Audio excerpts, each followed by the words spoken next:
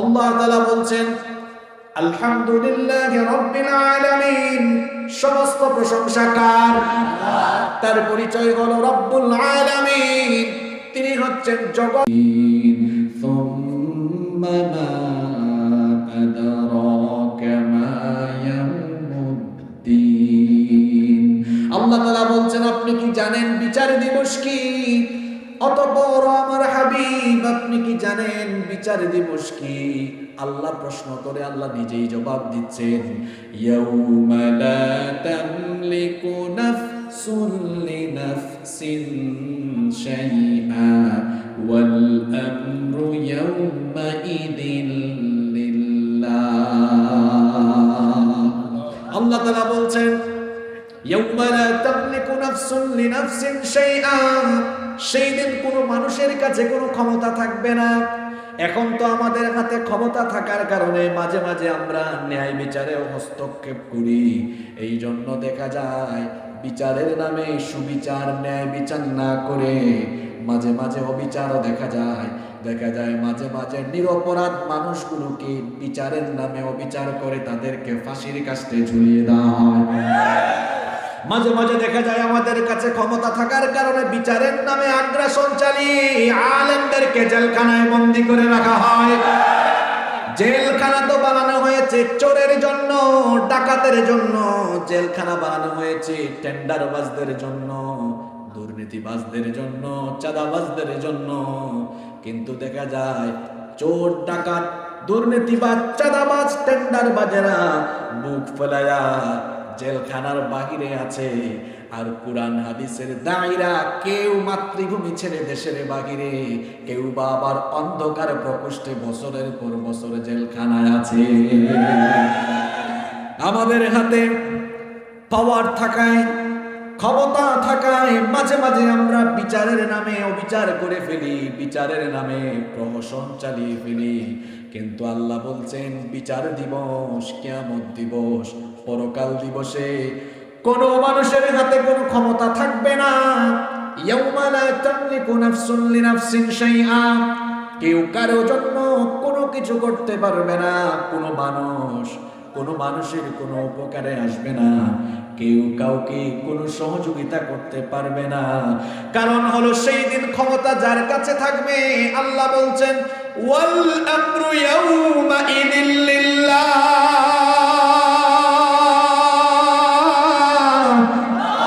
আল্লাহ বলছেন বিচারের দিবসে ক্ষমতা যার হাতে থাকবে, গলার আওয়াজ বড় করে বলেন তিনি কে?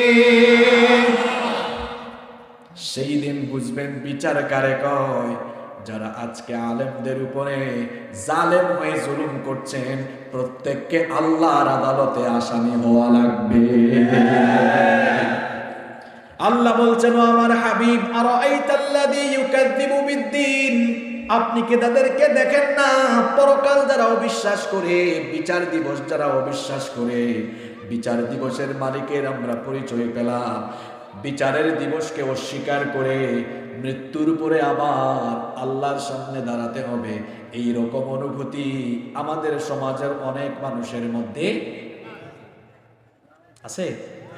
যদি থাকতো তাহলে কি ফজরের নামাজ কাজা করত? বিচার দিবসে আল্লাহর সামনে আমি দাঁড়াবো, এই ভয়টা যদি বান্দা তার অন্তরে রাখতো, তাহলে কি রাতের বেলা মোবাইল ফোন হাতে নিয়ে পর্নোগ্রাফি দেখতে পারতো?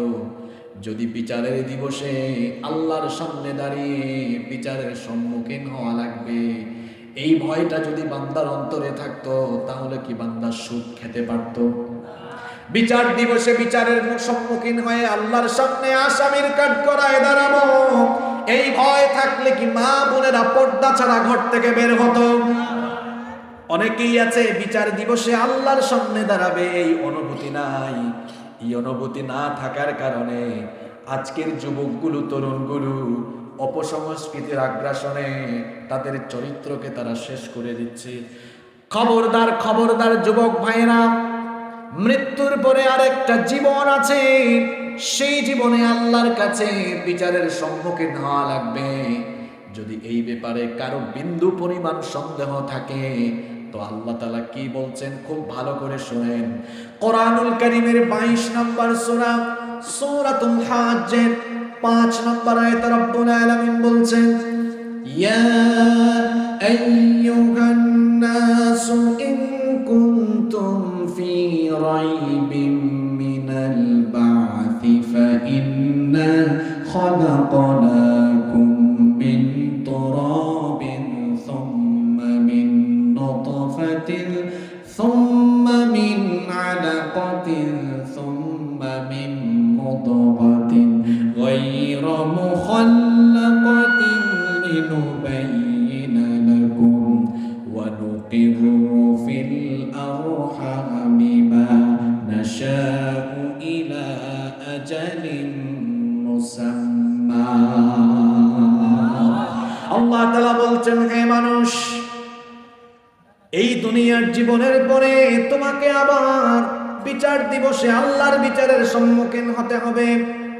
এই ব্যাপারে তোমার যদি কোনো সন্দেহ থাকে, তোমার যদি কোনো সংশয় থাকে, তো শোনো, তুমি কি এমন একটা সময় অতিবাহিত করো নাই যখন তোমার নাম ছিল না, ঠিকানা ছিল না, ঘর ছিল না, বাড়ি ছিল না, কিচ্ছু ছিল না। আল্লাহ মানুষের নামে কোরআনে একটা সূরা দিলেন, সেই সূরার নাম হচ্ছে সূরাতুল ইনসান। ওই সূরার প্রথম আয়াতে আল্লাহ বলেছেন, হাল আতা আলাল ইনসানি হিনুম মিনাদ দাহরি লাম ইয়াকুন শাইআন মাযকুরা। আল্লাহ বলছেন, তোমার জীবনে কেমন একটা সময় ছিল না যখন তুমি উল্লেখযোগ্য কিছুই ছিলে না, অস্তিত্ব পর্যন্ত ছিলে না। বান্দারে, কেমনে আমি তোমার অস্তিত্ব দিয়ে তোমাকে বানালাম শোনো। পুরুষের এক ফোঁটা স্পাম, এক ফোঁটা নাপাক পানি থেকে আমি তোমাকে বানানো আরম্ভ করলাম। ওই স্পাম ফোঁটাকে, শুক্রাণু ফোঁটাকে আমি ফি করারিন মাকিন, তোমার মায়ের জরায়ুর ভেতরে সুরক্ষিত জায়গায় রেখে দিলাম।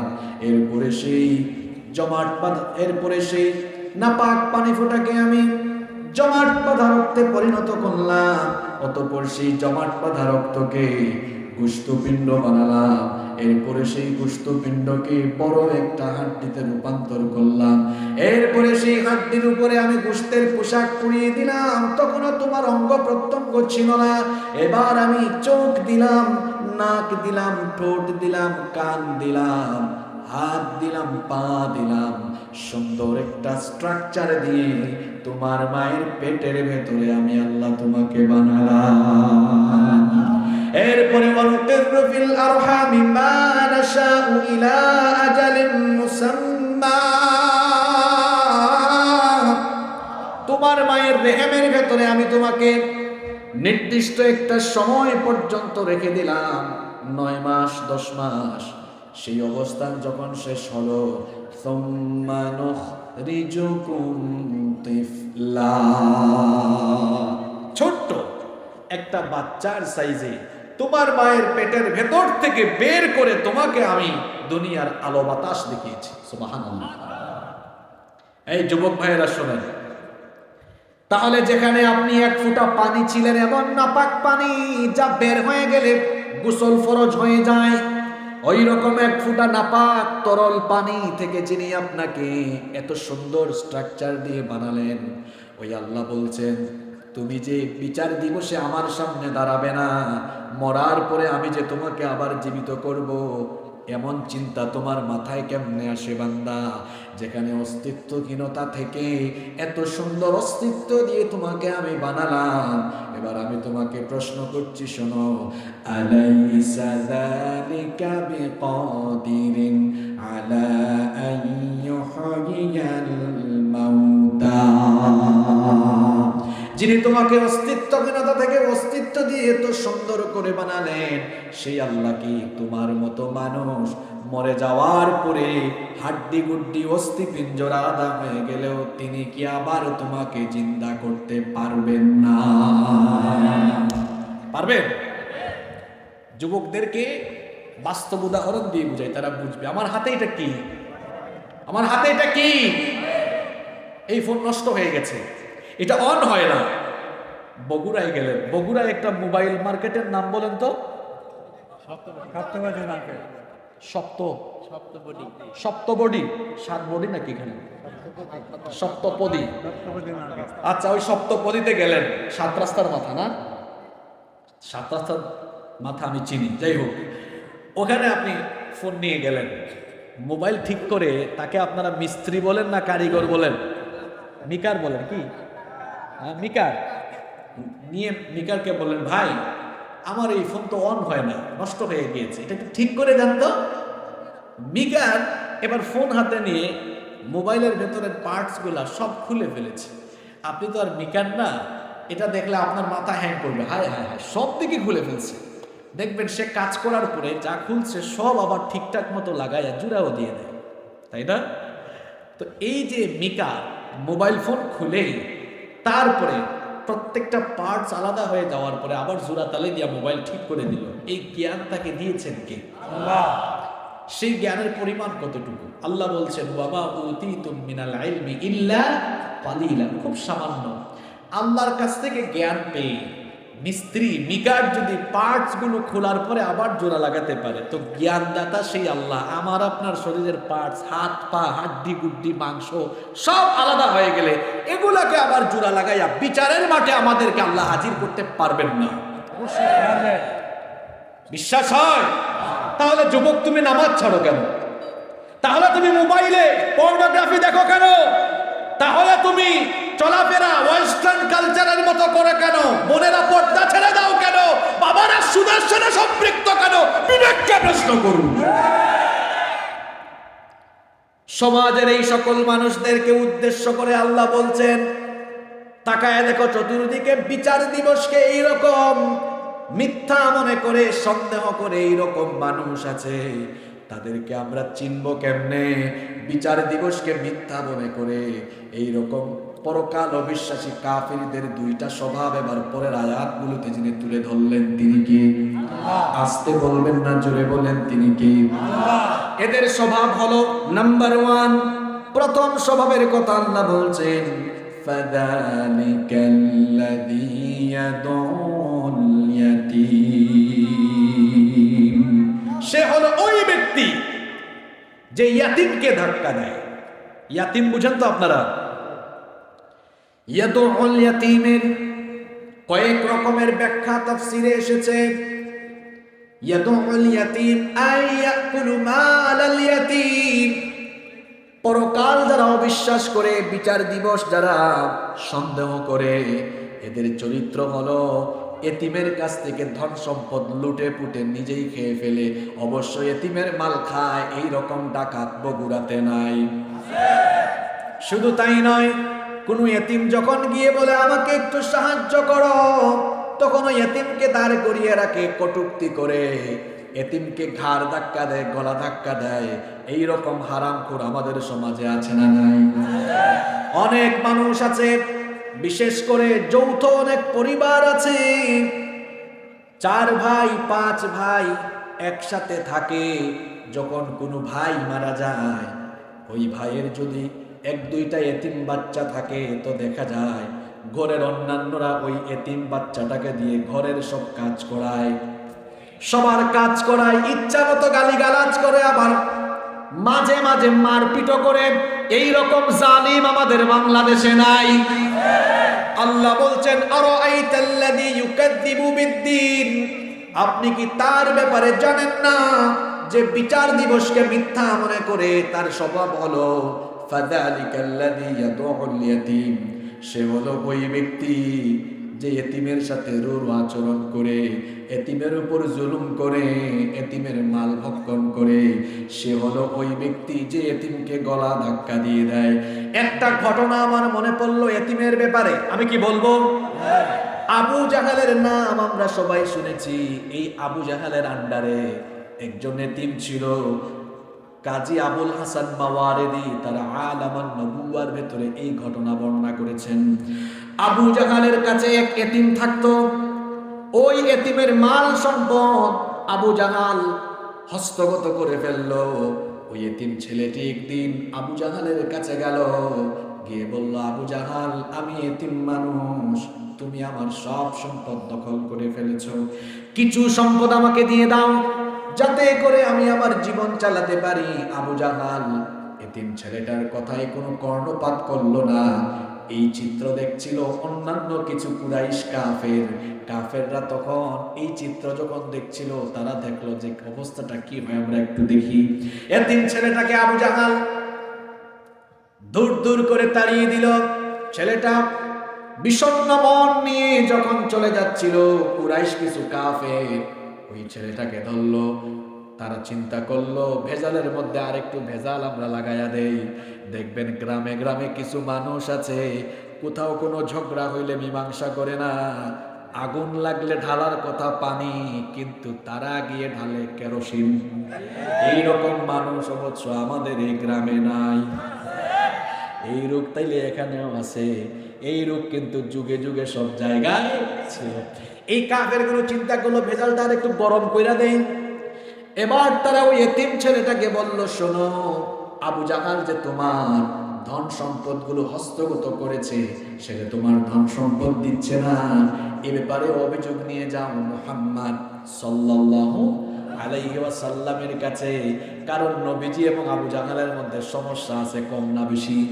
তারা চাইছিল বেশির মধ্যে হয়ে যাক আর একটু বেশি। এজন্য তারা বলল, এতিমকে বলল, তুমি তার কাছে যাও। এতিম ছেলেটা আবার নবীজির কাছে গেল। নবীজিকে গিয়ে যখন তার পুরো ঘটনা বয়ান করলো, নবীজি কেঁদে ফেললেন, দাঁড়িয়ে গেলেন। কারণ একজন এতিমের কষ্ট আরেকজন এতিম বুঝে। আমার নবীও ছিলেন এতিম, এজন্য আল্লাহ সূরা দুহার মধ্যে বলেছেন, আলাম ইয়াজিদকা ইয়াতীমান ফাআওয়া। ও নবী, আমি কি আপনাকে এতিম অবস্থায় পাইনি? তারপরে কি আমি আপনার আশ্রয়ের ব্যবস্থা করিনি? জন্মের আগেই বাপ হারিয়ে তিনি এতিম হয়েছেন। এরপরে 6 বছর বয়সে মাও হারিয়েছেন, 8 বছর বয়সে দাদাও হারিয়েছেন। যিনি এতিম তিনি কেবল এতিমের ব্যথা বুঝবেন। এজন্য আল্লাহ তার নবীকে বলেছেন, ফাআম্মাল ইয়াতীমা ফালা তাকহার। এতিমকে গলা ধাক্কা দিও না, এতিমের সাথে রূঢ় আচরণ করো না।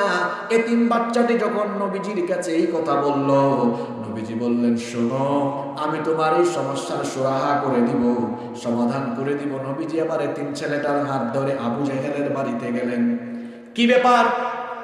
আবু জাহাল সব সময় নবীজিকে দেখলে ক্ষিপ্ত হয়ে যায়, কিন্তু সেই দিন আবু জাহাল নবীজিকে দেখে দাঁড়িয়ে গেল, নবীজিকে সুন্দর করে রিসিভ করলো, সুন্দর করে অভ্যর্থনা জানালো। কুরাইশ অন্যান্য কাফেররা মনে মনে ভেবেছিল এখন একটা গন্ডগোল লাগবে, কিন্তু দেখা গেল উল্টা চিত্র।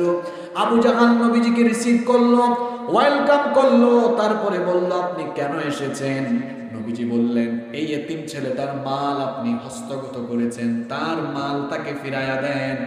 আবু জাহাল বলল, ঠিক আছে, এতিম ছেলেটার মাল আমি এতিমকে দিয়ে দিচ্ছি। এতিম ছেলেটাকে তার মাল দিয়ে দিল। নবীজি চলে গেলেন। অন্যান্য কাফিররা এসে বলল, কি ব্যাপার আবু জাহাল, তুমিও কি আজকে মুহাম্মাদের দ্বীন গ্রহণ করেছো নাকি? মুহাম্মদ এসে যা বলল তুমি তো তাই করে ফেললা। আবু জাহাল এবার কয়, আমি তো জান বাঁচানোর জন্য কামটা করছি। এবার তারা বলল, জান বাঁচানোর জন্য কাজ করেছো, তার মানে বুঝলাম না। আবু জাহাল বলল, মুহাম্মদ যখন আমার দিকে ওই ছেলেটাকে হাত ধরে নিয়ে আসতেছিল, আমি দেখলাম তার ডান কাঁধে একটা তলোয়ার আর বাম কাঁধে আরেকটা তলোয়ার আমার দিকে তাক করে আছে। আমার মনে হলো আমি যদি এতিমের সম্পদ এতিমকে না দিতাম, তাহলে ওই তলোয়ার আমার শরীরে বিদ্ধ হয়ে যেত। আল্লাহু আকবার। এই ঘটনাটা বলেছি আমি দুইটা কারণে। একটা কারণ হলো নবীজি দাওয়াতি ময়দানে কাফেরদের উপরেও তার চারিত্রিক প্রভাব বিস্তার করতে পারতেন। আজ আমরা দেখা যায় দাওয়াতি জায়গায় অনেক জায়গায় গিয়ে আমাদের চারিত্রিক প্রভাব আমরা বিস্তার করতে পারি না। তার কারণ হলো আমাদের আমল আখলাকের মধ্যে ঘাটতি আছে না নাই? কিন্তু নবীজি কাফের মুশরিকদের সামনেও যখন দাওয়াত দিয়েছেন, কাফের মুশরিকরাও নবীজির চরিত্রে প্রভাবিত হয়ে যেত। আল্লাহু আকবার। তারা নবীজির বিরোধিতা ঠিকই করত রাজনৈতিক কারণে, কিন্তু নবীজিকে তারা সত্যবাদী জানতো, আমানতদার জানতো, বিশ্বস্ত জানতো। আর এই ঘটনা বলার আরেকটা কারণ হলো, যেই সময় এই সূরা নাজিল হয়েছে, তাহলে বোঝা গেল ওই যুগের ওই সময়ের নেতা নামক খেতারা তারাও এতিমের মাল দখল করে খাইতো, ঠিক কিনা? এই যুগেও এতিমের মাল খাওয়া পার্টি এখন আর নাই। আল্লাহ বলেছেন ইন্নাল্লাযীনা ইয়াকুলুনা আমওয়ালাল ইয়াতামা যুলমান ইন্নামা ইয়াকুলুনা ফি বুতুনিহিম নারা ওয়া সায়াসলাউনা সাঈরা। আল্লাহ তাআলা বলছেন নিশ্চয়ই যারা অন্যায়ভাবে এতিমের মাল ভক্ষণ করে তারা যেন তাদের পেটের মধ্যে জাহান্নামের আগুন ঢুকায়। এরা হচ্ছে জালিম, এদেরকে জাহান্নামের শাস্তি যিনি ভোগ করাবেন তিনি কে?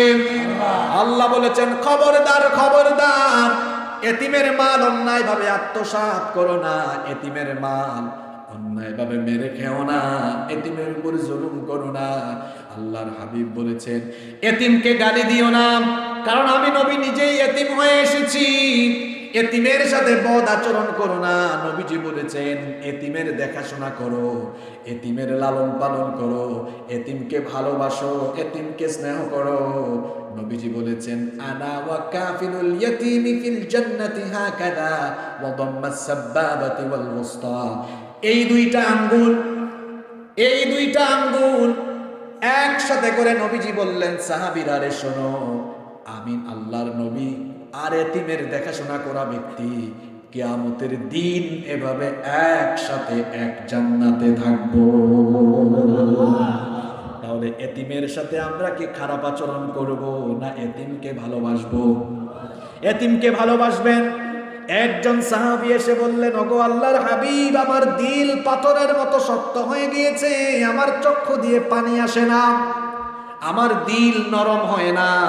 নবীজি বললেন যখন তুমি হাঁটবা এতিম তালাশ করবা, এতিম পাইলে এতিমের মাথায় হাত বুলাইয়া দিবা, এতিমের মাথায় হাত বুলাইয়া দিলে আল্লাহ তোমার অন্তরকে নরম বানিয়ে দিবে। যদি আপনাদের দিলের মধ্যেও কালিমা লেগে যায়, দিল যদি শক্ত হয়ে যায়, গুনাহ যদি বারবার করতে মন চায়, এতিমের দিকে তাকাবেন। আহারে আপনার আব্বা আছে, আপনাকে ঈদের সময় কাপড় কিনে দেয়, এতিম ছেলেটার মেয়েটার কোনো আব্বা নাই, তাকে কেউ কাপড় কিনে দেয় না, আপনাকে আপনার বাপ মা হাতে ধরে ধরে নিয়ে স্কুলে দেয়, মাদ্রাসায় দেয়। এতিম বাচ্চাটাকে কেউ এনে স্কুল মাদ্রাসায় দেয় না, আপনার আব্বা আম্মা আপনাকে মুখে তুলে খাওয়ায়া দেয়, এতিম ছেলেটাকে মেয়েটাকে খাওয়ানোর কোনো মানুষ নেই।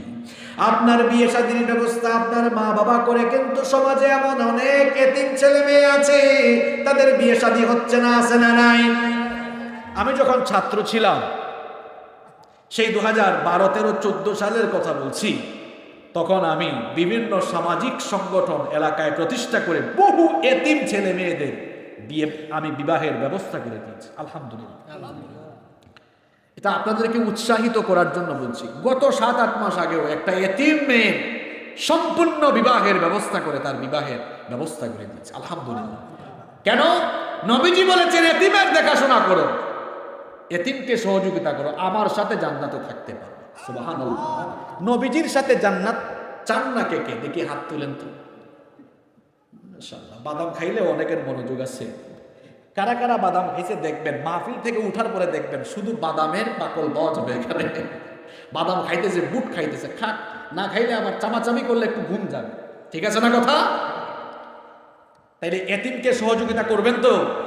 যুবক ভাইয়েরা, এই বয়সে অনেক ছেলেকে দেখি সারাদিন খেলা দেখে। এই যে এখন একটা বিশ্বকাপ শুরু হয়েছে, এটা দেখি সকালবেলা আরম্ভ হয়, বিকালেও শেষ হয় না, এরা সারাদিনই খেলে। তো সারাদিন যদি খেলে এরা কাজ করবে কখন? পৃথিবীকে যারা নেতৃত্ব দিচ্ছে তাদের দেশে ক্রিকেট ফুটবল নিষিদ্ধ, ইসরায়েলে এইসব নিষিদ্ধ।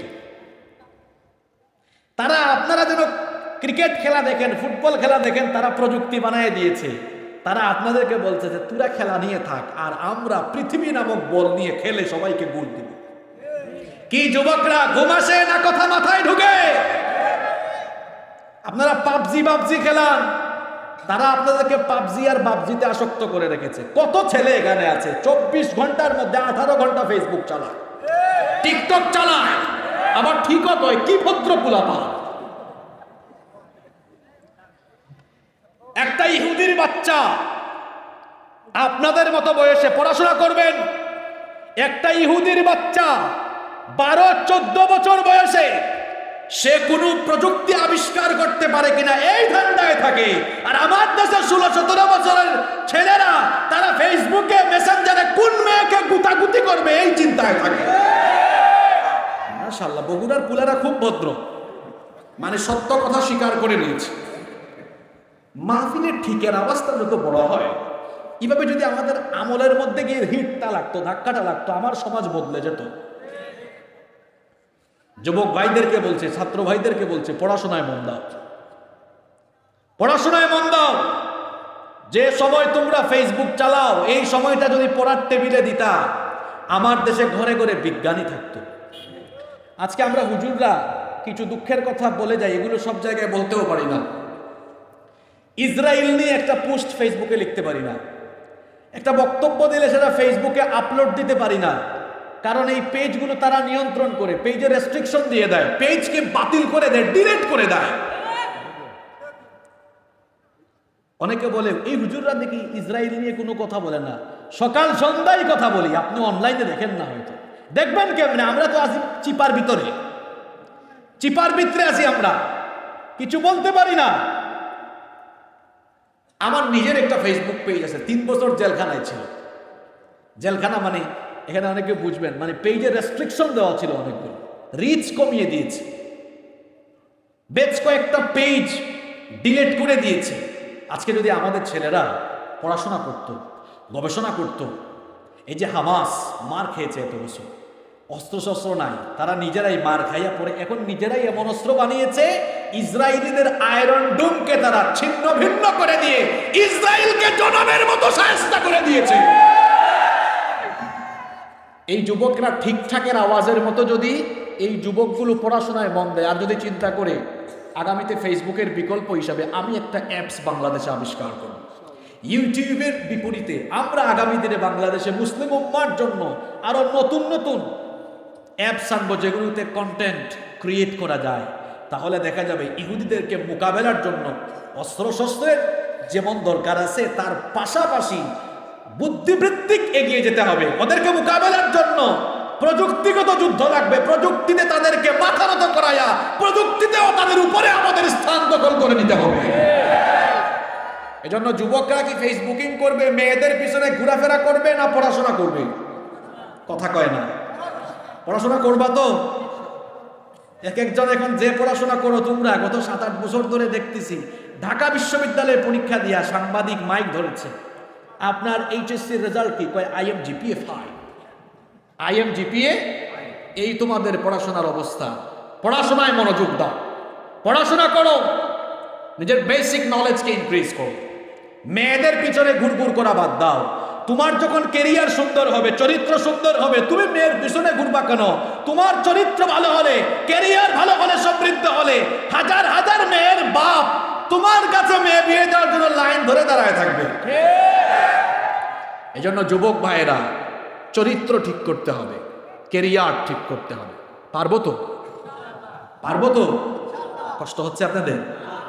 তাহলে এই সূরার প্রথম 2টা আয়াত আমরা পড়ছিলাম, আরাআইতাল্লাযী ইউকাযযিবু বিদ্দীন, আপনি কি তাদেরকে দেখেন নাই যারা বিচার দিবসকে মিথ্যা মনে করে?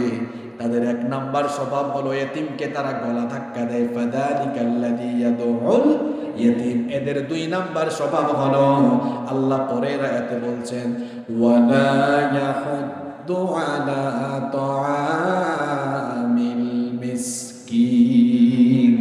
কষ্ট হচ্ছে নাকি আপনাদের? এই তো মাত্র লাইনে তুলছি আপনাদেরকে, এখন এমন এমন কথা বলবো, বলবেন আমাদের এলাকার সব চারপাশের সাথে সব মিলে যাচ্ছে কেন?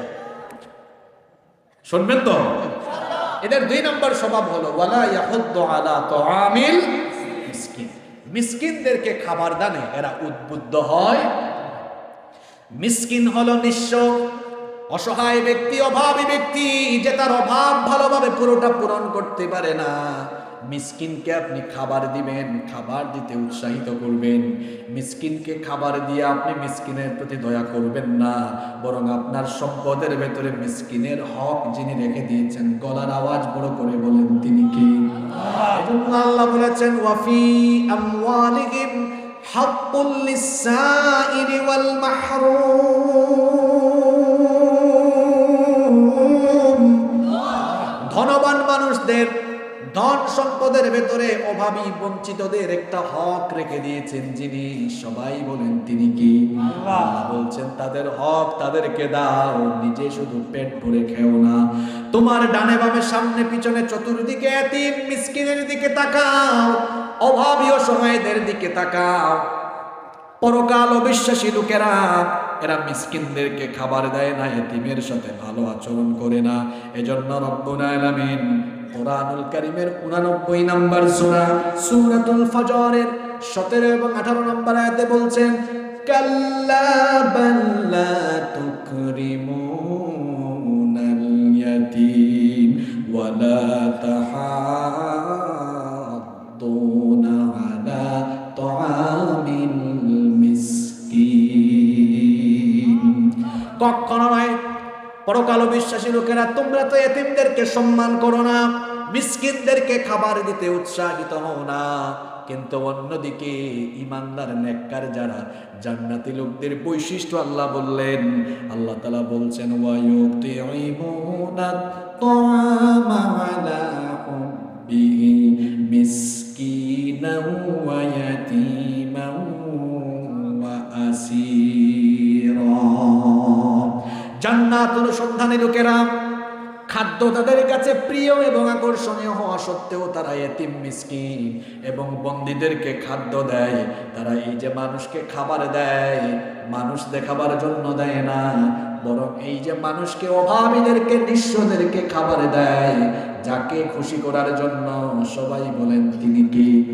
এজন্য পরের আয়াতে আল্লাহ বলছেন এরা বলে ইন্নামা নুতইমুকুম লিওয়াজহিল্লাহি লা নুরিদু মিনকুম জাযাআন ওয়ালা শুকুরা।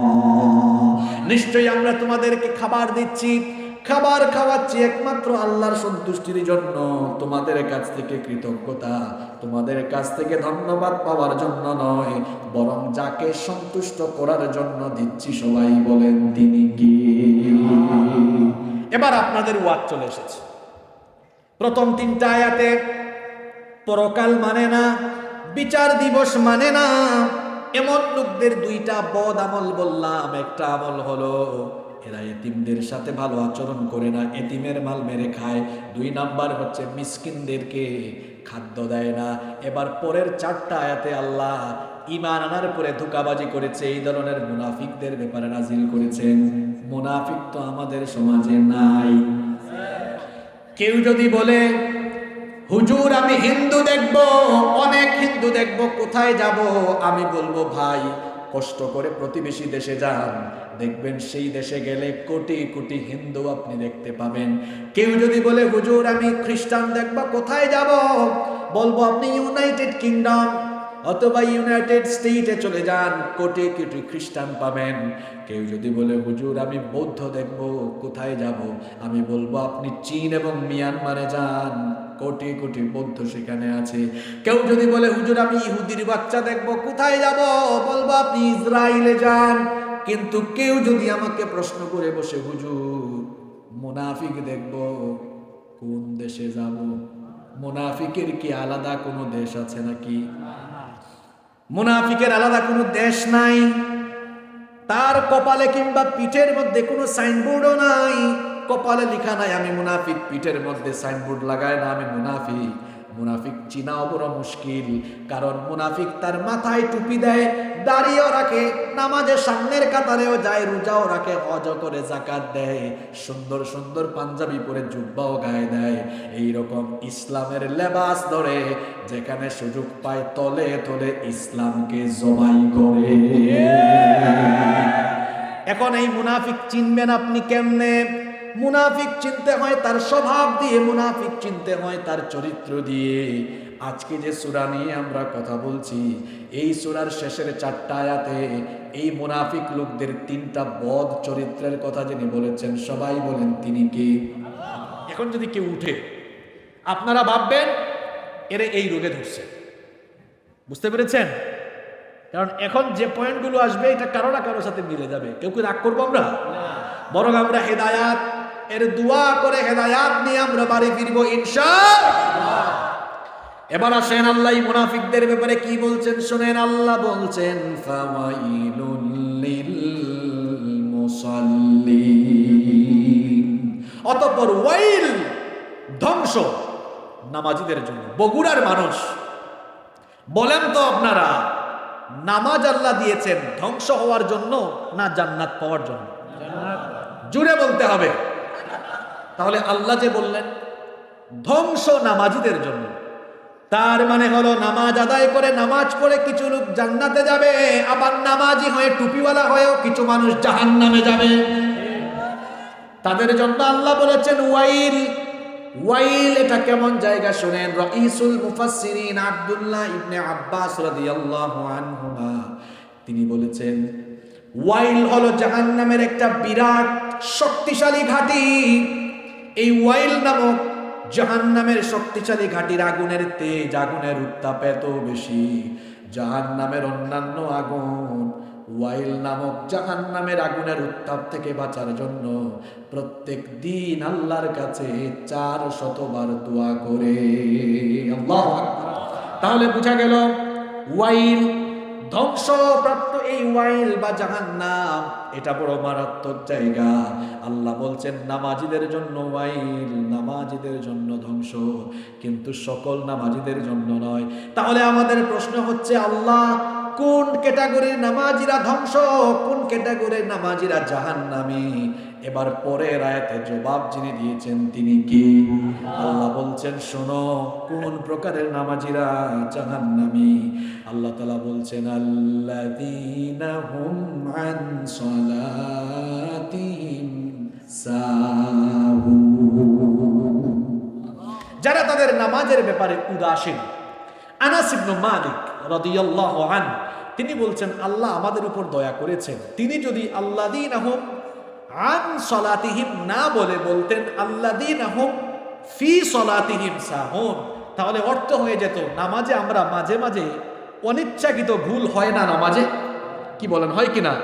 দাঁড়ানো দরকার বসে গেছে, বসা দরকার দাঁড়িয়ে গেছে। এই অনিচ্ছাকৃত ভুলের কারণে আমরা নামাজের শেষে কি দেই? সাহু। এই সাহা ইয়াসুহু থেকে আল্লাযীনা হুম আন সালাতিহিম সাহুন, যদি ফি সালাতিহিম হতো, ফি আনের জায়গায় ফি হতো, তাহলে অর্থ হতো তোমরা নামাজে অনিচ্ছাকৃত ভুল করলেও জাহান্নামে যাবে। ইন্না লিল্লাহি ওয়া ইন্না ইলাইহি। আল্লাহ দয়া করে ফেলেছেন। দয়া করছেন কেমন? ফি না বলে বলেছেন আন সালাতিহিম সাহুন, আমরা বেঁচে গেছি। আল্লাহ বলেছেন নামাজে অনিচ্ছাকৃত ভুলের জন্য জাহান্নাম নয়, বরং নামাজের ব্যাপারে যারা উদাসীন এদের জন্য হলো জাহান্নাম। এখন প্রশ্ন হলো হুজুর উদাসীন কারা? আমি এটার 5টা ব্যাখ্যা বলবো তাফসীর থেকে। কয়টা ব্যাখ্যা? আপনাদের ধৈর্য কুলাবে তো? বেশি না, আর বেশি না, 17 থেকে 20 মিনিট সময় নিব। আপনারা কি এই 17 থেকে 20 মিনিট ধৈর্য ধরে থাকতে পারবেন? মাশাআল্লাহ, ঠিক আছে, দেখা যাবে। আল্লাযীনা হুম আন সালাতিহিম সাহুন, যারা তাদের নামাজের ব্যাপারে উদাসীন, অর্থাৎ মাঝে মাঝে নামাজে যায়, মাঝে মাঝে নামাজে যায় না, ইচ্ছে হলে যায়, ইচ্ছে হলে যায় না। অবশ্য মাঝে মাঝে নামাজ পড়নেওয়ালা লোক এই বগুড়ার মধ্যে একদমই নাই। আমাদের সমাজে নামাজি আছে মোট 5 প্রকার। জুড়ে বলেন কয় প্রকার? এই এই 3 জন উঠছে কেন? তোমরা কি মাঝে মাঝে নামাজে যাও আর মাঝে মাঝে যাও না? এই পয়েন্ট কি মিলছে? বসা বসা, উঠাউঠির টাইম চলে গেছে, গেছে না? কষ্ট পাচ্ছেন? ভয় পেয়ে গেছে পোলা পাই। আপনারা ভয় পেয়েছেন? আমরা বক্তৃতার মধ্যে মাঝে মাঝে এরকম বলি, দরকার আছে। কারণ হচ্ছে মাঝে মাঝে ইসলাম বিরোধীদের কলিজা কাঁপানোর জন্য মাঝে মাঝে এরকম হুঙ্কারেরও দরকার আছে। দরকার আছে না? ইসলাম প্রতিষ্ঠার জন্য যেমন নরম সুরের গলা দরকার, মাঝে মাঝে আবার গরম গরম গলাও দরকার আছে। আল্লাযীনা হুম আন সালাতিহিম সাহুন, যারা তাদের নামাজের ব্যাপারে উদাসীন, অর্থাৎ মাঝে মাঝে যায় মাঝে মাঝে যায় না। দেখবেন আমাদের সমাজে মোট নামাজি আছে 5 ধরনের। জোরে বলেন কয় ধরনের? দেখেন তো মিলে কিনা। 1 নাম্বার হলো সাপ্তাহিক নামাজি, পুরা সপ্তাহ যায় না, শুধু জুমার দিনে যায়। এরকম জুমার নামাজি আমাদের বগুড়াতে নাই। 2 নাম্বার হলো মাসিক নামাজি, সারা বছর নামাজের কোনো খবর নাই, রমজান মাস আসলে পুরা 1 মাসের নামাজি। এই রকম মাসিক নামাজি আমাদের গাবতলিতে নাই। 3 নাম্বার হলো বার্ষিক নামাজি, সারা বছর নামাজে যায় না, শুধু বছরের 2টা ঈদ, ঈদুল ফিতর, ঈদুল আজহা, বছরের এই 2টা ঈদে নামাজে যায়। এই ধরনের বার্ষিক নামাজি কি আমাদের এই গ্রামে আছে? ইন্নালিল্লাহ। 4 নাম্বার হলো সিজনাল নামাজি, সব সময় নামাজে যায় না, সিজনে সিজনে মসজিদে উকি মারে। যেমন লাইলাতুল কদর, এরপরে শবে বরাত, এইরকম গুরুত্বপূর্ণ রাতগুলোতে একটু মসজিদে গিয়ে উকি দেয়। তাও অনেকে সিন্নি বা তবারুক জিলাপি খাওয়ার জন্য উকি মারে। এই ধরনের জিলাপি খোর মুসল্লি তো আমাদের বাংলাদেশে নাই। 5 নাম্বার হলো জানাজার নামাজি, সব নামাজে যায় না, শুধু জানাজার নামাজে যায়। ঢাকায় বাসা, গুলশানে বাসা, বাসা থেকে মাত্র 50 হাত দূরে মসজিদ। ফজরের নামাজ হলে, ফজরের নামাজের আজান হলে ওই ব্যক্তি ঘুম থেকে উঠে মসজিদে যায় না। গাবতলিতে খুপি পাড়ায় তার এলাকার একজন মারা গিয়েছে, খবর শুনেছে। এখন ঢাকা থেকে, গুলশান থেকে গাড়ি বের করে জ্যাম ঠেলায়া 5, 6, 7 ঘন্টা এসে খুপি পাড়ার জানাজায় হাজির হয়েছে। আহারে, বুঝলাম না, বেচারা 50 হাত দূরে মসজিদে ফজরের নামাজে যায় না, কিন্তু জানাজার নামাজের জন্য এত কিলোমিটার জায়গা 5, 6, 7 ঘন্টা জার্নি করে চলে আসলো। তার মতলবটা কোন জায়গায় আপনি না বুঝলেও আমি ঠিকই ধরেছি। ফজরের নামাজের আগে বক্তৃতা দেওয়ার সুযোগ নাই, কিন্তু জানাজার নামাজের আগে বক্তব্য দেওয়ার সুযোগ আছে। ঘটনা তো একটা মনে পড়ছে, বলবো? ঘটনাটা কি বলবো? বলবো? এটা ইলেকশনের টাইম ছিল, এই তো গত ইলেকশন, একটা ইউপি ইলেকশন গেল না? এক এলাকা দিয়ে যাচ্ছি, দোকান, এর মধ্যে 3-4 জন লোক, সবাই রাজনৈতিক নেতা, বিভিন্ন দল করেন, আমার সাথে ভালো সম্পর্ক। আমি বললাম, আজান হয়েছে তো নামাজে যাবেন না? তারা চলেন নামাজে যায়। বললো, হুজুর আমরা আসতেছি নামাজে, আপনি যান। আমি বললাম, হয়তো তারা আসবেন, আমি চলে যাই। গেলাম, আমি নামাজে গেলাম, নামাজ আদায় করলাম। তাদেরকে দেখলাম না মসজিদে, নামাজের পরেও দেখলাম না। নামাজ শেষে ইমাম সাহেব বললেন, আমাদের মসজিদ থেকে নিকটবর্তী মাঠে একটি জানাজা আছে। কে মারা গিয়েছেন? ইমাম সাহেব সেটা বললেন। এখন যার জানাজার খবর শুনলাম, ওনাকে আমিও চিনি।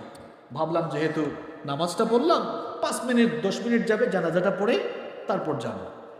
জানাজার মাঠে আমি হাজির হতে হতে দেখি সামনের কাতারে জায়গা পাইছি আমি, কিন্তু সাইডে পাইছি। গিয়ে দেখি ওই 3-4 জন যাদেরকে জোহরের নামাজে আসতে বলছে, তারা একদম লাশের ঠিক পিছনে, ইমাম সাহেবের পিছনে, তারা সবার আগে রেডি। আমি বললাম, কি ব্যাপার, এরা জোহরের নামাজে আসলো না, জানাজার নামাজে একদম সামনের কাতারে মাঝামাঝিতে কেন? আমি দাঁড়ায় আছি, খুব রুদ।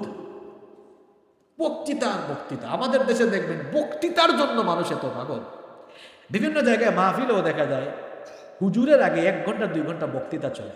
মানে উনি ভাবে যে এই 1 ঘন্টা সব ভোট নিয়ে ফেলবো। মাঝে মাঝে বক্তৃতা না করেও ভোট কাস্টিং করা যায়। নেতারা থাকলে এখানে শুনে নেন ভালো করে। আপনি যখন হুজুরের আগে বক্তৃতা করেন, এটা কোরআনের মাহফিলের সাথে বেয়াদবি হয়। মানুষ আপনারা কিছু বলতে পারে না। মানুষের বুক চিরে যদি দেখতে পারতেন, মানুষের বুকে আপনার জন্য কত গালি জমা, ডাস্টবিনে গালি রাখতে রাখতে আপনি দেখছেন কারবার। এখন আসেন, নেতাদেরকে বলি, আপনারা ভোট কাস্টিং করার কিছু সিস্টেম আছে ভাই। ক্যান্ডেলে এসে বলেন, এটা তাফসীরের মাহফিল, হুজুরের আগে আমি কেন বক্তব্য দেব? আমি ওয়াজ শুনতে এসেছি। দেখবেন 100 জনের মধ্যে 90টা ভোট আপনার পক্ষে ইলেকশনে চলে যাবে। বলবে, কি ভদ্র মানুষ, আলেমদেরকে সম্মান করে। হ্যাঁ, তাহলে বক্তৃতা দেওয়ার চাইতে না দিয়েও ভোট কৌশলে নিয়ে নেওয়া। কিন্তু অনেক খেতারা বুঝে না, এজন্য এই খেতারা চায় তার শক্তি দিয়ে সব করে ফেলতে। খেতা শক্তি দিয়ে সব হয় না, সুন্দর হাসি আর সুন্দর আচরণ দিয়ে মানুষের মন জয় করে নেওয়া যায়।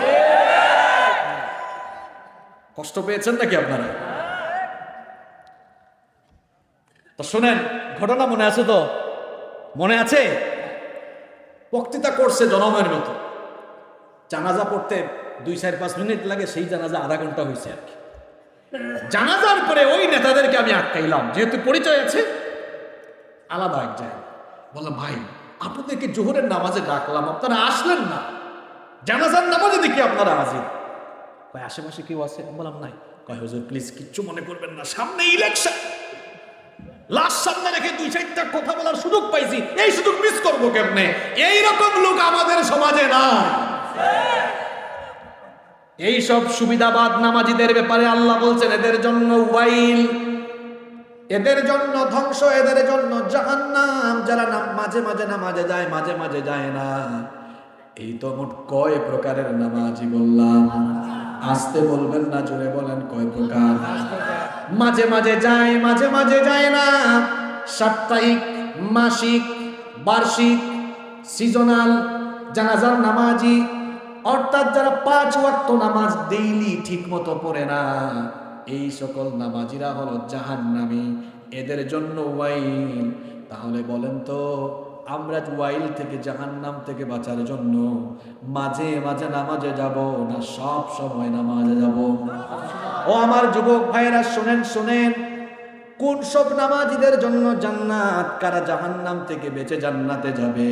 আল্লাহ তাআলা বললেন, ওয়াল্লাযীনা হুম আলা সালাওয়াতিহিম ইউহাফিযুন, যারা তাদের 5 ওয়াক্ত নামাজ হেফাজত করে। ফজর হলেই ঘুম ভেঙে ফজরের নামাজ, জোহরের আজান হলেই জোহরের নামাজ, আসরের আজান হলে আসরের নামাজ, মাগরিবের আজান হলেই মাগরিবের নামাজ, এশার আজান হলে এশারের নামাজ। এই রকম প্রত্যেক দিন যারা 5 ওয়াক্ত নামাজ সুন্দরভাবে আদায় করে, আল্লাহ এদের ব্যাপারে সুসংবাদ নিয়ে বললেন, উলাইকা হুমুল ওয়ারিসুনাল্লাযীনা ইয়ারিসুনাল ফিরদাউসা হুম ফিহা খালিদুন। কোন বাবা মারা গেল, ওই বাবা মারা যাওয়ার পরে তার ছেলে মেয়েরা যেমন বাবার সম্পদের মালিক হয়ে যায়, ঠিক তেমনি ভাবে ফজর, জোহর, আসর, মাগরিব, এশা 5 ওয়াক্ত নামাজ যারা ঠিকঠাক মতো আদায় করে, এই 5 ওয়াক্তের নামাজি বান্দারা মৃত্যুর মাধ্যমে দুনিয়ার সফর শেষ করার সঙ্গে সঙ্গে তারা আল্লাহর 1 নাম্বারের জান্নাত, জান্নাতুল ফেরদাউসের ওয়ারিশ হয়ে যায়। আমরা সবাই জান্নাত চাই তো? কি সবাই চান তো? তো যুবক ভাইরা, কেন আপনারা নামাজে আসেন না? বিশ্বাস করেন আমার যুবক ভাইরা, আপনাদের জন্য আমার কলিজাটা ফেটে যায়, আপনাদের জন্য এত বেশি কষ্ট হয়। এই বয়সটা ছিল আপনাদের নামাজের বয়স, কিন্তু এই বয়সে আপনারা ফজরে ঘুমায়া থাকেন। অনেক যুবকরা বলে, হুজুর যদি সকাল 8টা-9টা পর্যন্ত আমি না ঘুমাই তো চেহারায় তো কোনো স্মার্টনেস থাকবে না। আর আল্লাহর হাবিব বলেছেন, যে ব্যক্তি ফজরের নামাজ ছেড়ে দেয়, তার চেহারার সকল বিউটি, তার চেহারার সকল সৌন্দর্য যিনি কেড়ে নেন, তিনি কি? আমার আপনার চেহারা সুরতের সৌন্দর্য যিনি দিতে পারেন, তিনি কি? ইউসুফ নবীকে আল্লাহ এত সুন্দর করে বানিয়েছেন, এই দুনিয়ার অর্ধেক সৌন্দর্য আল্লাহ তাকে দিয়েছেন, যাকে দেখলে চোখ ফেরানো যেত না, যার সৌন্দর্যে মুগ্ধ হয়ে সেই যুগের মিশরের সুন্দরী নারীরা ফল কাটতে গিয়ে নিজেদের আঙ্গুল তারা কেটে ফেলে দিয়েছে। আল্লাহু আকবার। সৌন্দর্য আপনি ফেয়ার এন্ড লাভলি মেখে পাবেন না। এখন তো অনেক মেয়েরা ফেসিয়াল করে, অনেক ছেলেরাও ফেসিয়াল করে। ছেলেরা এখন জেন্টস পার্লারে যায়, মেয়েরা লেডিস পার্লারে যায়। আমার ভাই বোন সবাইকে বলছি, পার্লারে গিয়ে ফেসিয়াল করে ঘন্টার পর ঘন্টা রূপচর্চা করে অনেকে আছে। ফেসের মধ্যে দুধ লাগায়, বরফ লাগায়, ফেসের মধ্যে হাবিজাবি কত কিছু যে লাগায়। এগুলো দিয়ে চেহারা সুন্দর করা যায় না। চেহারা সুন্দরের জন্য আল্লাহর ইবাদতের দরকার। যে বান্দা আল্লাহর যত বেশি নৈকট্যশীল, তার চেহারায় তত বেশি নূর যিনি দান করে দেন, তিনি কি? এজন্য দেখবেন আল্লাহওয়ালা মানুষদের চেহারা বড় সুন্দর, কারণ লোকটা আজান হলেই নামাজে চলে যায়, সুদ খায় না, ঘুষ খায় না, জিনা করে না, অন্যায় করে না। আল্লাহর কসম করে বলছি, প্রত্যেকটা যুবককে বলছি, আল্লাহর কসম, নামাজ ঠিক মতো আদায় করো, জিনা ছেড়ে দাও, অন্যায় ছেড়ে দাও। তোমাদের চেহারা দেখতে নিষ্পাপ লাগবে, চেহারাগুলোতে নূর যিনি দিয়ে দিবেন তিনি কে? রূপচর্চার দরকার হবে না। ফজরের নামাজ আদায় করো, তাহাজ্জুদের নামাজি হয়ে যাও। আমার যুবকরা ফজরের সময় ঘুমায়া থাকে, নামাজ আদায় করে না, 5 ওয়াক্ত নামাজের খবর রাখে না। এই জন্য আমার জাতীয় কবি বড় সুন্দর করে বলেছেন, ঘুমাইয়া কাজা করেছো ফজর, তখনও জাগনি যখন জোহর, হেলায় খেলায় কেটেছে আসর, মাগরিবেরই শুনিয়া যান, এখনো জামাতে হওরে শামিল, এখনো এর সাথে আছে স্থান, বাজিছে না মামা বাদরে মামা, শির উঁচু করে মুসলমান, দাওয়াত এসেছে নয়া জামানার, ভাঙা কেল্লা ইউরে নিশান। আল্লাহু আকবার। বাস্তবতা চলে এসেছে কবিতায়। ঘুমায়া থাকে, ফজরের নামাজে যায় না, কি দুঃখ লাগে, কি আফসোস লাগে। সকাল 8টায় কিংবা সকাল 9টায় অফিসে যাবে, প্রতিষ্ঠানে যাবে, মোবাইলে অ্যালার্ম দেয়, বউকেও বলে, বউ আমাকে 8টার সময় ঘুম থেকে জাগায়া দিও, 9টার সময় ঘুম থেকে জাগায়া দিও, আমি প্রতিষ্ঠানে যাব, কাজে যাব, অফিসে যাব। কিন্তু দেখা যায় ফজরের সময় অ্যালার্ম দেয় না, বউকেও বলে না আমাকে ডাক দিও। আহারে, ঠিক মতো ঠিক সময়ে যদি অফিসে না যায়, বস গালি দিবে, চাকরি থাকবে না। তাহলে বোঝা গেল যেই লোক বসের বয়ে টাইম মতো অ্যালার্ম দিয়ে ঘুম থেকে উঠে চাকরিতে যায়, কিন্তু ভোরবেলা 4:30 5টার সময় অ্যালার্ম দিয়ে ফজরের নামাজে যায় না, এই লোকটার অন্তরের মধ্যে আল্লাহর ভয়ের চাইতে বসের ভয় বেশি। যদি আল্লাহর ভয় থাকতো তো মোবাইলে অ্যালার্ম দিয়ে 8টায় উঠতে পারলে, মোবাইলে অ্যালার্ম দিয়ে কি 4:30টায় উঠা যায় না? কথা বলছেন না কেন? উঠা যায় না?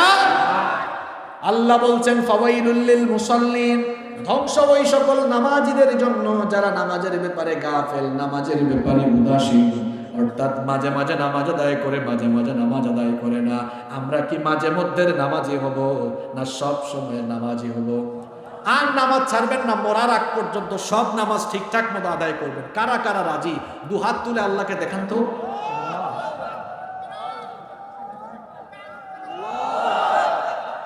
আপনারা হাতটা কি ঠিকঠাক মতো তুলছেন?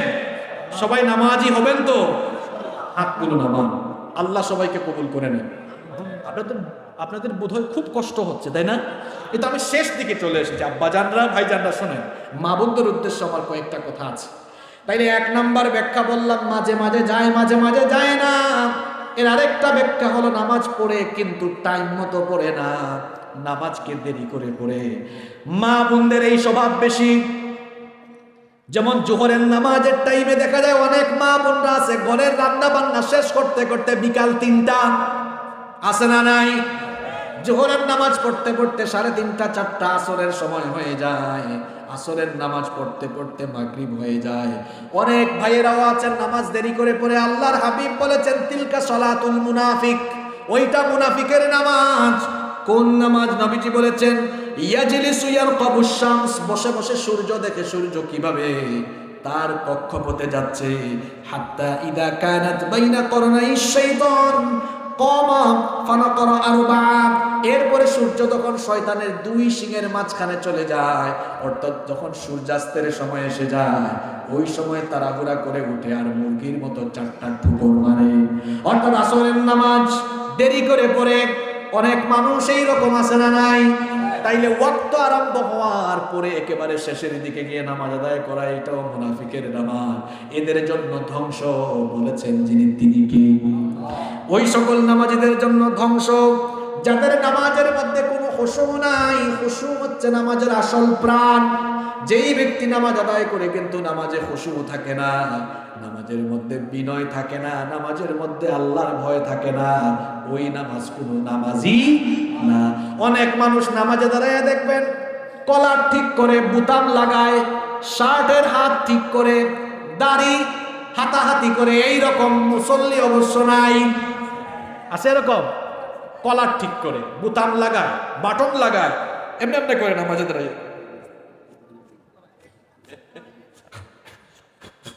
করে। আবার দেখা যায় এই রকম অনেক মুসল্লি আছে নামাজে দাঁড়িয়ে খালি এমনি এমনি করে হাত দিয়ে। আল্লাহর হাবিব দেখলেন এক লোক নামাজ আদায় করছে আর দাঁড়িয়ে নিয়ে এই রকম খেলাধুলা করছে। নবীজি বললেন লাউ খাশাআত কলবাহু লা খাশিআত জাওয়ারিহু, লোকটার অন্তরে যদি আল্লাহর ভয় থাকতো তাহলে নামাজে দাঁড়িয়ে এরকম দাঁড়িয়ে নিয়ে খেলতো না। কারণ নামাজে খুশু নাই, যারা নামাজে এদিক ওদিক তাকায়, নামাজে ঘড়ির টাইমের দিকে তাকায়, হুজুরের তেলাওয়াত একটু লম্বা হলে পেছন থেকে সিগন্যাল মারে। এরকম কাশি দেওয়া মুসল্লি কি আপনাদের এলাকায় আছে? হেই বাপরে বাপ, কিছু কিছু মসজিদে ঢুকলে কাশির যন্ত্রণা। জুমার দিনে কাশি শোনা যায় বেশি। হুজুর যদি একটু লম্বা করে ফেলেন, কয় দেখছো ইমাম সাহেবের তো কোনো কাজ নাই, এত লম্বা নামাজ আদায় করছে। এরকম আছে? নামাজের মধ্যে খুশু নাই। যে নামাজে খুশু নাই ওই নামাজের কোনো দাম আল্লাহর কাছে। এখন প্রশ্ন হলো হুজুর কিভাবে আমরা নামাজে খুশু নিয়ে আসব? এর জন্য মাত্র 3টা আমল বলবো, মন দিয়ে শুনেন। নামাজে খুশু ফিরে আসবে কয়টা আমল করলে? জুড়ে বলেন কয়টা? নাম্বার 1, নামাজে মনোযোগ অন্যদিকে যাবে না। নবীজি বলেছেন ইদা কুমতা ফি সলাতিকা ফাসাল্লি সলাতাম মুওয়াদ্দা। যখনই তুমি নামাজে দাঁড়াও, এই অনুভূতি নিয়ে নামাজে দাঁড়াও, এই নামাজ হচ্ছে আমার জীবনের শেষ নামাজ। এই অনুভূতি ভিতরে থাকলে মনোযোগ অন্যদিকে যাবে। নাম্বার 2 নাম্বার আমল হলো যখন আপনি নামাজে দাঁড়াবেন মনে করবেন আপনার রব আপনার সাথে কথা বলছেন। মনে করবেন কি আসলেই তো তাই, কারণ নামাজের মধ্যে আপনার সাথে যিনি কথা বলেন তিনি কি? নামাজ কি জানেন? নামাজ হচ্ছে অডিও কল। কার সাথে? কেমন অডিও কল? শুনেন, হাদিস থেকে শোনাই। আপনি নামাজে দাঁড়ালেন, বললেন আলহামদুলিল্লাহি রাব্বিল আলামিন, সব প্রশংসা করলেন কার? আল্লাহর সাথে সাথে আপনাকে জবাব দেন হামিদানি আবদি, আমার এই গোলাম নামাজে দাঁড়িয়ে আমার প্রশংসা করলো। এরপরে আপনি বলেন আর রহমানির রহিম, আল্লাহ আপনি রহমান, আপনি রহিম।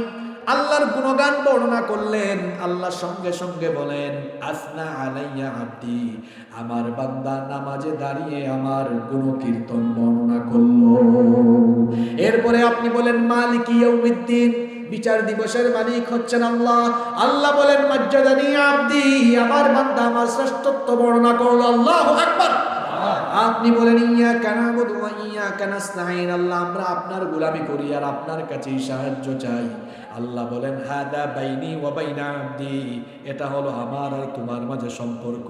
এই রকম সালাম ফেরানোর আগ পর্যন্ত আপনার প্রত্যেকটা কথারে যিনি জবাব দেন তিনি কে? এই অনুভূতি রাখবেন, মনোযোগ অন্যদিকে যাবে না।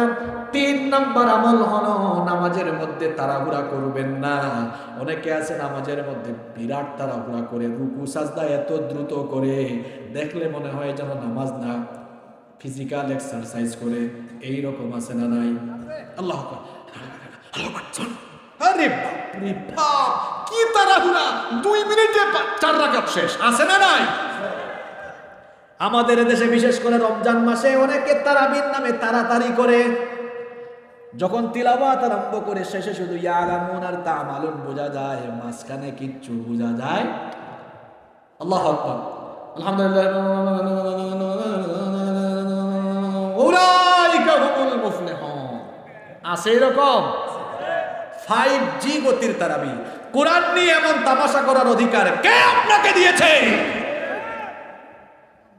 নামাজের তিলাওয়াত আস্তে আস্তে সুন্দর করে হবে, তাড়াহুড়া করা যাবে না। নামাজে দাঁড়িয়েছেন, সুন্দর করে পড়ুন আলহামদুলিল্লাহি রাব্বিল আলামিন আর রহমানির রহিম মালিকি ইয়াউমিদ্দিন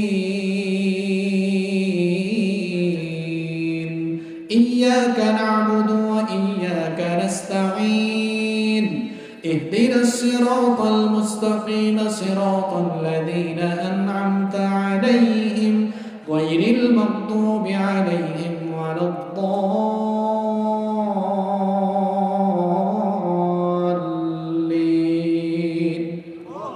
করে পড়বেন, আস্তে আস্তে ধীরে ধীরে। 5G 6G গতিতে এরকম নামাজে তাড়াহুড়া করা মানে হচ্ছে সরাসরি আল্লাহর সঙ্গে তামাশা করা। আল্লাহ আমাদেরকে হেদায়াত দান করেন। তাহলে নামাজকে সুন্দর করে আদায়ের কয়টা আমল বললাম? 1 নাম্বার, যে নামাজে দাঁড়াবেন ভাববেন ওটা জীবনের কি। 2 নাম্বার, নামাজে যখন দাঁড়াবেন এই ফিলিংস অনুভূতি আনবেন, আমি এখন আমার রবের সাথে কথা বলছি, সুবহানাল্লাহ। এই অনুভূতি আনলে কি হয় জানেন? ঘটনা তো আরেকটা মনে পড়ছে, বলবো। ইমাম আবু হানিফা রাহমাতুল্লাহি আলাইহি, নাম শুনেছেন আপনারা? উনি রাতের বেলা তাহাজ্জুদের নামাজে দাঁড়িয়েছে। উনার পাশের ঘর, প্রতিবেশীর ঘরে আগুন লেগেছে। কি লেগেছে? আগুন লেগেছে।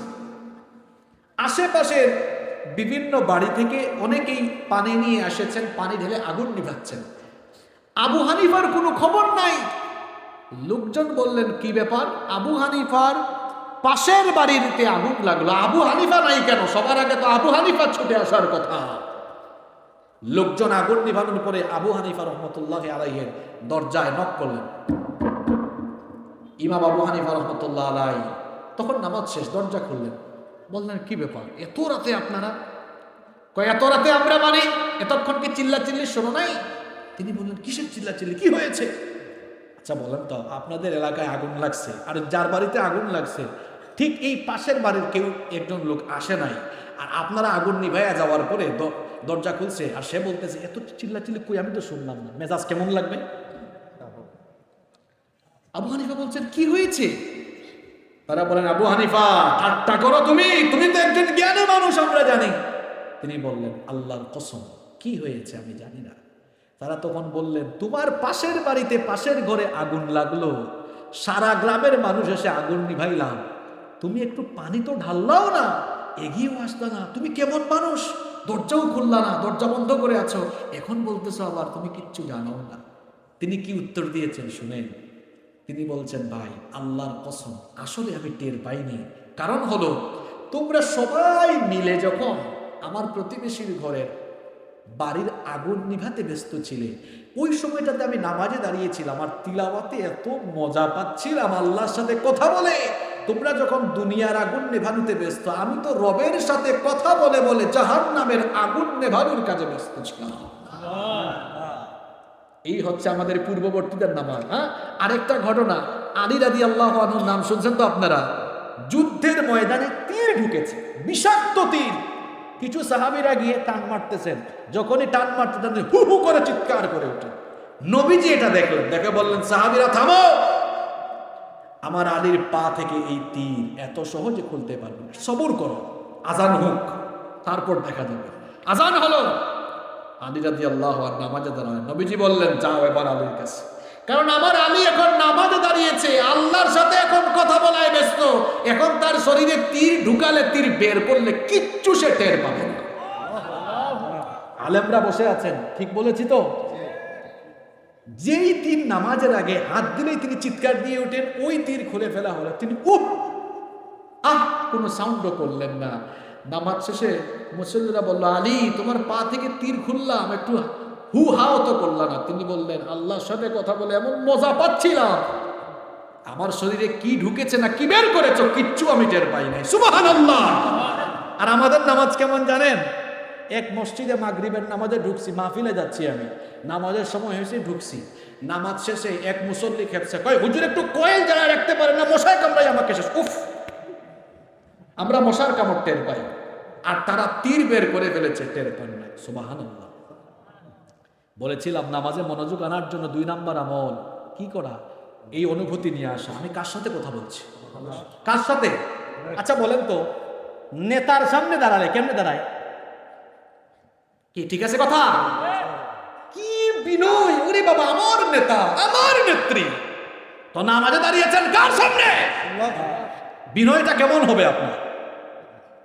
ভয়টা কেমন থাকবে? যদি নেতার সামনে এত কাচুমাচু খেতে পারেন, তো আল্লাহর সামনে যখন দাঁড়াবেন, আল্লাহ তো বলেছেন ওয়াকুমু লিল্লাহি কানিতিন, বিনয় হয়ে গোলাম, তুমি গোলামের মতো দাঁড়িয়ে যাও। আল্লাহু আকবার। 3 নাম্বার আমল বলেছি, নামাজে তাড়াহুড়া না, ধীরস্থিরতার সাথে আদায় করা। পারবো তো? কষ্ট হচ্ছে আপনাদের না? এই তো শেষ।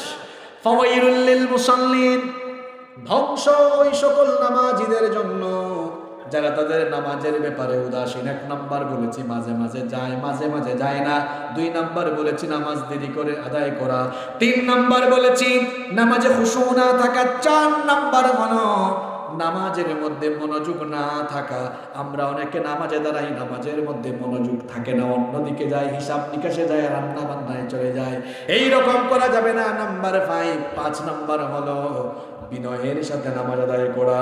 এই 5টা কাজ করতে পারলে ধ্বংসপ্রাপ্ত নামাজীদের কাতার থেকে আমরা বের হয়ে জান্নাতীদের কাতারে শামিল হয়ে যেতে পারবো ইনশাআল্লাহ। এরপরে আয়াতে আল্লাহ মুনাফিকদের 2 নাম্বার স্বভাব বললেন, আল্লাযীনা হুম ইউরাউন, যারা মানুষ দেখানো কাজ করে।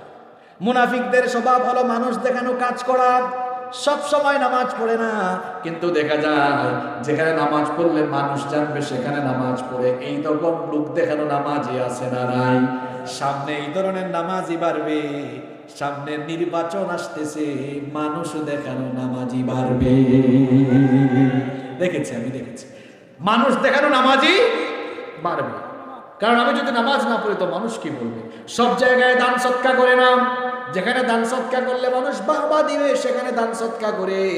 হজ সব সময় করে না, ইলেকশনের ঠিক 2 মাস আগে হজ করে আছে, যাতে পুস্তারের মধ্যে হাজি আর আল হাজ লেখা যায়। মানুষ দেখানো কাজ করে যারা, জাহান্নামী, ধ্বংসপ্রাপ্ত হলো তারা। এরপরে শেষের আয়াতে আল্লাহ বলছেন, ওয়ায়াম নাউনাল মাউন, গৃহস্থালির প্রয়োজনীয় দ্রব্যাদি মানুষকে দিতে বিরত থাকে যারা। এই যে আজকে প্যান্ডেল হয়েছে না, বাঁশ কাটার জন্য দাও দরকার। পাশের বাড়িতে একজন গিয়ে দাও চেয়েছে, আছে কয় নাই, থাকলেও বলে বুতা, কি বলেন আছে না, দিয়াশলাই চেয়েছে। ভাবি, বোনদের ক্ষেত্রে এটা হয়, ভাবি একটু দিয়াশলাই দিবেন, আমার চুলায় আগুন লাগাবো।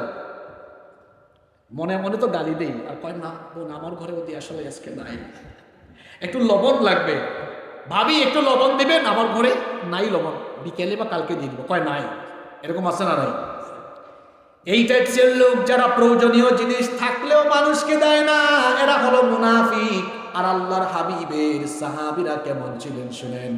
মক্কা থেকে হিজরত করে মদিনায় যারা এসেছেন, ঘর বাড়ি ভিটামাটি বউ বাচ্চা জায়গা জমি ছেড়ে দিয়ে এসেছেন। আর মদিনায় থাকা লোকেরা তাদের ঘরের খাবার দাবার ভাগ করেছেন, জায়গা জমি ভাগ করেছেন, ফসলও দিয়েছেন। এমনকি যাদের একাধিক বিবি ছিল, একাধিক বিবি থাকলে তালাক দিয়ে তাদের মুহাজিরি ভাইদের সাথে বিবাহের ব্যবস্থা করেছে। সুবহানাল্লাহ। এরকম চরিত্র আল্লাহ আমাদেরকে দান করেন, বলেন আমিন। তাহলে সূরা মাউন থেকে আলোচনা হয়েছে, 6টা শিক্ষা আমি বলবো। এর আগে আমাদের কিছুক্ষণ এর মধ্যেই মোনাজাত হয়ে যাবে ইনশাআল্লাহ। আজকের মাহফিল তো মসজিদের উদ্যোগে আয়োজন হয়েছে, মসজিদের উন্নতি কল্পে। আপনারা অনেকে দান সৎকার করেছেন, ব্যাগত চলে গিয়েছে। অনেকেই আছেন মাহফিলে মোনাজাতের ঠিক আগে প্রধান বক্তার কাছে দেয়। তো আমি মুসাফির মানুষ, গুনাহগার হতে পারি, কিন্তু সফর অবস্থায় দোয়া কবুল হয়। কেউ উঠবেন না, বসেন। এতক্ষণ থাকতে পেরেছেন, মোনাজাত 5-7 মিনিটের জন্য খুব একটা ক্ষতি হয়ে যাবে। মোনাজাত একটা বরকতের অংশ, ঠিক কি না? আর তো মোনাজাত করার সুযোগ নাও পাইতে পারি, ঠিক না? তো এখানে তো গুনাহ মাফ হয়ে যেতে পারে কি না? থেকে বঞ্চিত করবো না। আমি আপনাদের এই এলাকায় আসতেছি, যে আগামী ডিসেম্বরে আসতেছে না, সেখানে গজল হয়েছে। শোনেন, আমি মাহফিলে মাঝে মাঝে গজল বলি, সেটা আমার প্রসঙ্গের সাথে যখন মিলে যায়। কিন্তু তাই বলে ওয়াজের আগে পড়ে গজল গাওয়া, গান গাওয়া, এটাকে আমি কখনো সমর্থন করি না। ওয়াজের মাঝখানে মাঝে মাঝে বলি কেন? যুবকরা যাতে অপসংস্কৃতি থেকে বের হয়ে সুস্থ সংস্কৃতির দিকে ধাবিত হয়। এই যে এখানে কথা বললাম, তাফসীরের মাহফিলকে তাফসীরের মধ্যে সীমাবদ্ধ রাখা উচিত। সামনে আরো শুনবেন ইনশাআল্লাহ। আল্লাহুম্মা আমিন। ربنا ظلمنا أنفسنا وإن لم تغفر لنا وترحمنا لنكونن من الخاسرين. ربنا ظلمنا أنفسنا وإن لم تغفر لنا وترحمنا لنكونن من الخاسرين.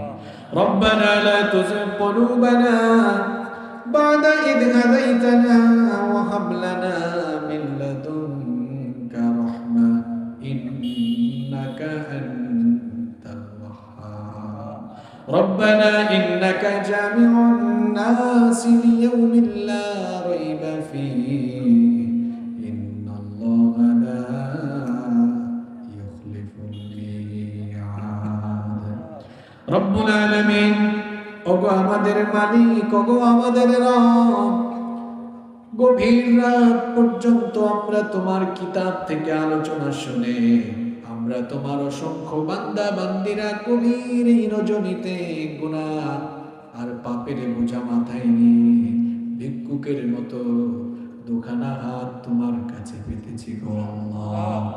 ওগো আমাদের মালিক, অসংখ্য মায়েরা বোনেরা, অসংখ্য বাবারা ভাইয়েরা হাত তুলেছেন।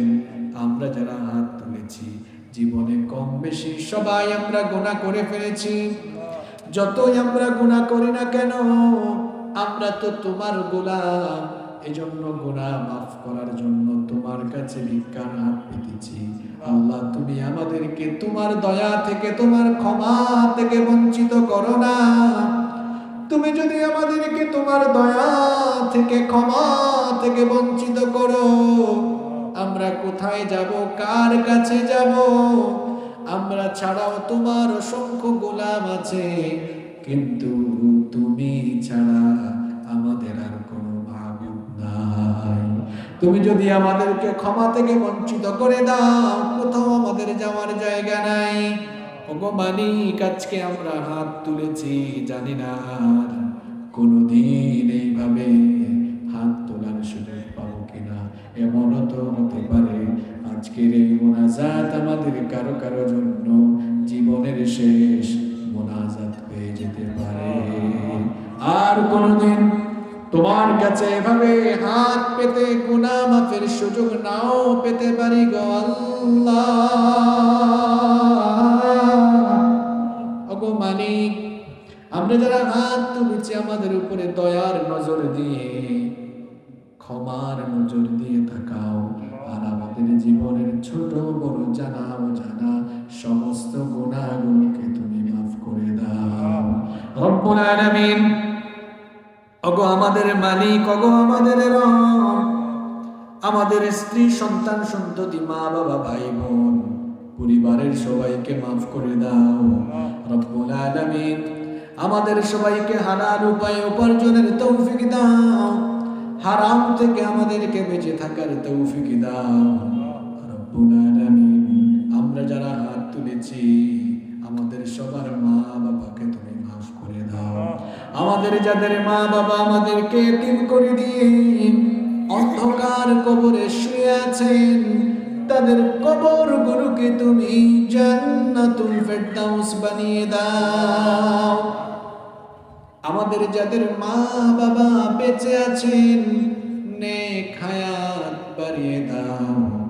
যতদিন তারা বেঁচে থাকবেন আমাদেরকে আমাদের মা বাবার খেদমত করার তৌফিক দান করে দাও রব্বুল আলামিন। ওগো মালিক, আমাদের যাদের মা বাবা বেঁচে আছেন নেক হায়াত বাড়িয়ে দাও। আল্লাহুম্মা গফিরলি ওয়া লিওয়ালিদাইয়া ওয়া কুর রাব্বিরহামহুমা কামা রাব্বায়ানি সগীরা রাব্বিরহামহুমা কামা রাব্বায়ানি সগীরা রব্বুল আলামিন। আমাদের আত্মীয় স্বজন যারা কবরে চলে গিয়েছেন সবাইকে মাফ করে দাও। এই খুপিপাড়া এলাকায় কবরস্থানগুলোতে যত মুর্দেগান শায়িত আছেন মেহেরবানি করে সবার কবরের আযাব মাফ করে দাও রব্বুল আলামিন। আমাদের মধ্যে যারা অসুস্থ তাদেরকে শিফা দান করে দাও। বিশেষ করে আজকের মাহফিলের সভাপতি জনাব আলহাজ সাইদুর রহমান নান্নু, তার ছেলেকে তুমি মাফ করে দাও রব্বুল আলামিন। আমাদের মধ্যে যারা আরো অসুস্থ আছেন সবাইকে তুমি শিফা দান করে দাও। এই মাহফিলকে তুমি কবুল আর মঞ্জুর করে নাও। এই মাহফিলে যারা হাজার হাজার লক্ষ লক্ষ টাকা দান করেছেন আল্লাহ তোমার বান্দা বান্দীদের দান সদকা তুমি কবুল করে নাও। এই মাহফিলে যারা দান সদকা করেছেন, যারা এসেছেন, মাহফিলে যারা শামিল হয়েছেন, যারা আয়োজন করেছেন, কাল কিয়ামতের কঠিন দিনে এই মাহফিলকে আমাদের সকলের জন্য নাজাতের ওসিলা বানিয়ে দিও রব্বুল আলামিন। অসংখ্য মায়েরা বোনেরা মাহফিলে এসেছেন, আমার মা বোনদের জীবনের গুনাহগুলো মাফ করে দাও, আমার মা বোনদেরকে নামাজি বানিয়ে দাও, পর্দায় থাকার তৌফিক দাও, আমার নিঃসন্তান মা বোনদেরকে সন্তান নামক নিয়ামত দিয়ে ধন্য করে দাও রব্বুল আলামিন। অসংখ্য যুবকেরা মাহফিলে এসেছে, আমার যুবক ভাইদের গুনাহগুলো মাফ করে দাও, এই যুবকদেরকে দ্বীনের জন্য কবুল করে নাও, প্রত্যেকটি যুবককে 5 ওয়াক্তের নামাজি বানিয়ে দাও রব্বুল আলামিন। তামাম দুনিয়ার মজলুম সকল মুসলমানদেরকে হেফাজত করো, ফিলিস্তিনের আমাদের ভাই বোন নারী শিশু তাদেরকে হেফাজত করো। আমরা বাংলাদেশে বসবাস করি, কিন্তু আমাদের হৃদয় ফিলিস্তিনে বসবাস করে। ফিলিস্তিনের নারী পুরুষ ভাই বোনদের শাহাদাত দেখলে, তাদের উপরে এই কঠিন অবস্থা দেখলে আমাদের হৃদয়টা দুমড়ে মুচড়ে যায়। ওগো মালিক, ফিলিস্তিনে যারা মসজিদে আকসার জন্য, পবিত্র এই ভূমির জন্য বর্বর ইহুদিদের হাতে জীবন দিয়েছেন, সবাইকে তুমি শাহাদাতের সর্বোচ্চ মর্যাদা দান করে দাও রব্বুল আলামিন।